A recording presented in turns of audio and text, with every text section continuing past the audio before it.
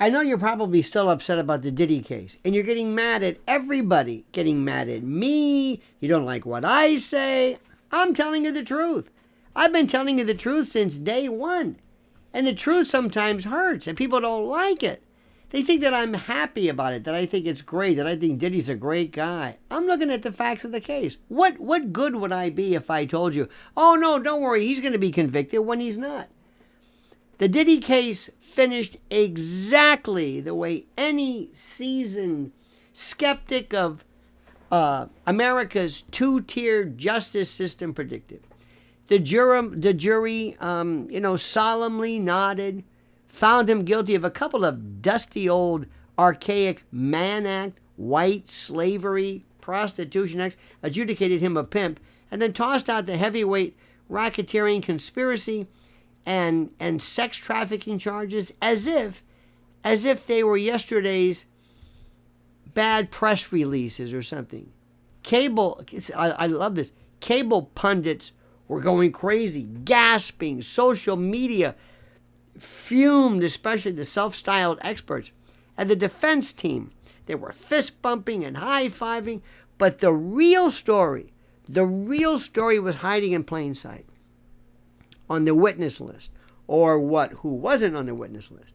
Nearly every accuser, from Cassie Ventura to assorted assistants and security staff, pointed to the same two lieutenants, the same two folks who kept Diddy's sordid empire humming and moving along. Kristina Khorram, or KK, and his right-hand fixer, basically his right-hand fixer, and Damion D-Roc Butler, the loyal bodyguard, his little mini ninja who moved through hip-hop industry like a shadow that never quite, left the frame. Where were they? Start with KK, the corporate chief of staff who became Diddy's, as you call her, the human Swiss Army knife. In open court, she was compared to Jeffrey Epstein's madam, Ghislaine Maxwell, and the shoe more than fit. I mean, it was spot on. Although if you ask Diddy's lead lawyer, Mark Agnifilo, he insisted everyone could use a Kristina Khorram in their life, and Diddy nodded like a bobblehead, on the dashboard. And the jury, scribbled something polite about it. But the testimony was far uglier than any closing argument charm offensive. According to witnesses, KK managed a fleet of assistants who kept kept Diddy's his Gucci bag, I guess, fat with drugs, stocked hotel rooms with baby oil, and made sure every freak-off party unfolded like a psychosexual Super Bowl halftime show. And in one particular text message, read aloud in court, KK encouraged an employee named Jane to smuggle drugs through airport security, breezily assuring her it was no big deal because she did it all the time. Why wasn't she a co-defendant? Why wasn't she there? It's like Ghislaine Maxwell. You mean to tell me that during the Epstein case, Ghislaine Maxwell was the only one you had?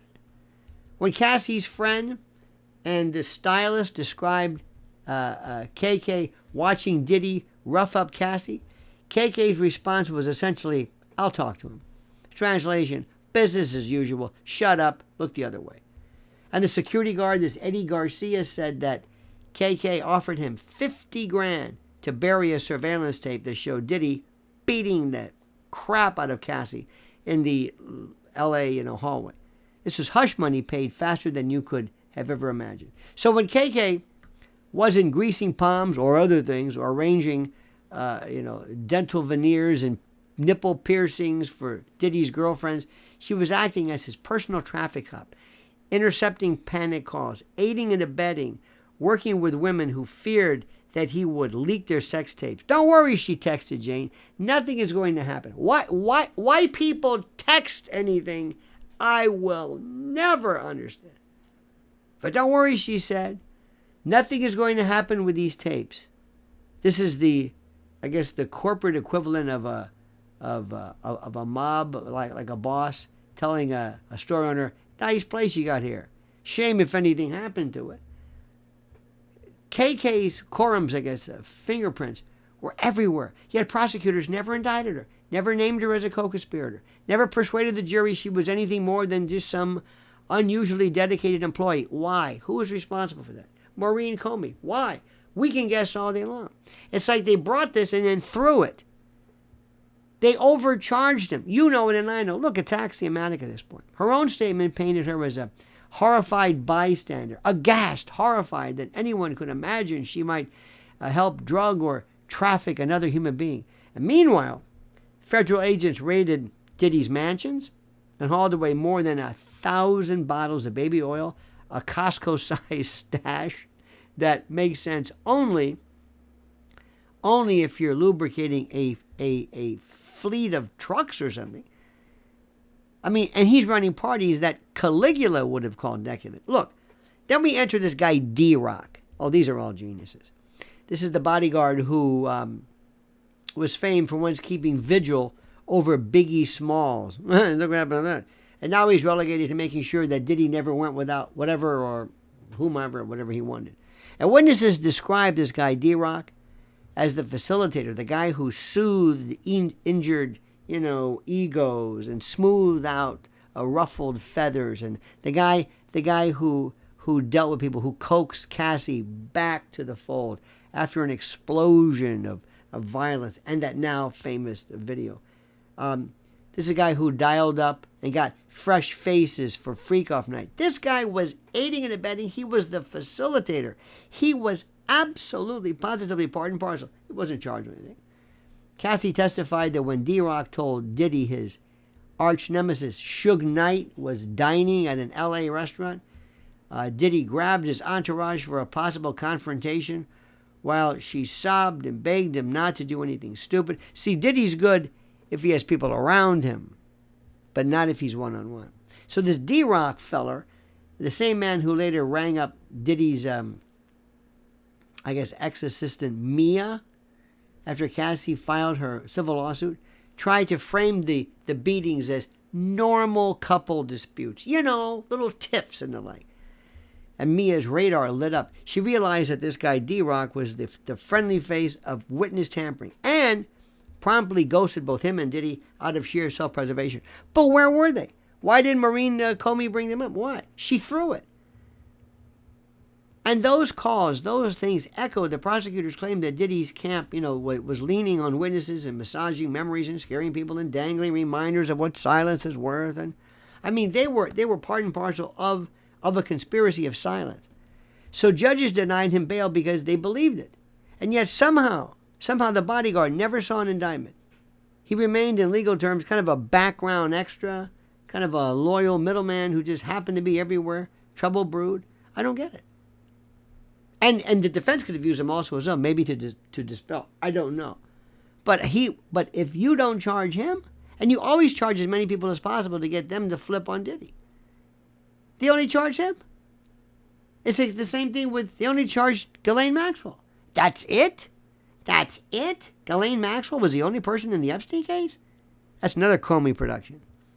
So that leads us back to Maureen Comey, the prosecutor whose last name alone should trigger every institutional bias alarm bell and conspiracy claim there is. She breathlessly paraded lurid detail after lurid detail. And by the way, she can't take a picture without looking like she is just maybe she just doesn't photograph well, but she always looks like she's plotting something lurid. But she paraded these horrible details and facts after another, yet purposely or incompetently or both failed to anchor those details to the statutory language of RICO. The defense happily filled, the vacuum in the empty spaces, and they painted her as the saintly organizer who shielded staff from Diddy's, darkest sides and urges, and D-Roc as a problem solver whose only crime was being too loyal. That's not how co-conspirators behave. This was this Alexander Shapiro, she argued, pointing to cherry-picked text messages where Diddy lied to KK about his activities. And the jury bought it, or pretended to, because by that point, the trial had been transformed into some kind of weird parlor game or something about who knew what rather than a metal-on-metal conclusion and collision that dealt with organized sexual exploitation. This was, treat this like the organized crime colossus you thought it was, like the racketeering enterprise it was. And prosecutors tried to show this criminal enterprise, and the defense insisted it was no more than a chaotic, entourage, something around this volatile, crazy superstar. And the jury shrugged. The jury said, whatever it is. And they chose the middle road. They convicted this, I can't believe it, this Mann Act case. Violations that date back to the silent film era, where absolving Diddy of orchestrating a vast sex trafficking ring was not even concluded. It's like they made this concession. And by Washington standards, it was a compromise. And by Hollywood standards, it was a happy ending. By anybody, by common sense standards, it was a joke. And none of these alleged enforcers walked out wearing ankle monitors or bracelets or anything. And Diddy's sentence on the Mann Act counts would likely feel like a parking ticket compared with a life sentence that many accusers say they're still suffering in terms of the trauma. And the media? Oh, these were great. The usual suspects took a knee, devoting more oxygen to Taylor Swift's, latest dinner photo with that guy than to a trial that featured narcotics, baby oil orgies, and a corporate fixer who texted about sneaking drugs onto planes as casually as most people order, food or DoorDash or something. I mean, it's incredible. When the verdict arrived, reporters typed it up with dutiful neutrality. You see how when they came out, the jurors were laughing, the prosecutors were laughing, everybody's laughing. It's almost like jokes on you, suckers. I mean, they don't care. It's over. If you brought up the obvious holes, no charges against KK, no charges against D-Roc, a prosecutor named Comey who somehow fumbles yet another high-profile case, well, that sounded like conspiracy talk. And when something's called conspiracy, it's just forgotten. It's just tossed. And better not mention the 1,000 bottles of lubricant or the intercom system through which KK could monitor Diddy's every move and whim. Nothing to see here, folks. Move along. No, she was just forgotten. So the rapper escapes the catastrophic verdict. KK issues another denial. D-Roc melts back into the scenery or whatever it is. And Maureen Comey lives to botch another prosecution. And why Pam Bondi allows her to remain with the DOJ, I have no idea. I mean, I have no, what kind of goods do they have on these folks? And the system, this ranted six system, breathes a sigh of relief, because ripping apart the whole network would mean shining a spotlight or maybe a Klieg light on every record label executive, every hotel concierge, every private jet broker, every security contractor who looked the other way or cashed the checks, which goes on right now. Remember, there are 3,000 professional athletes, including baseball, football, basketball.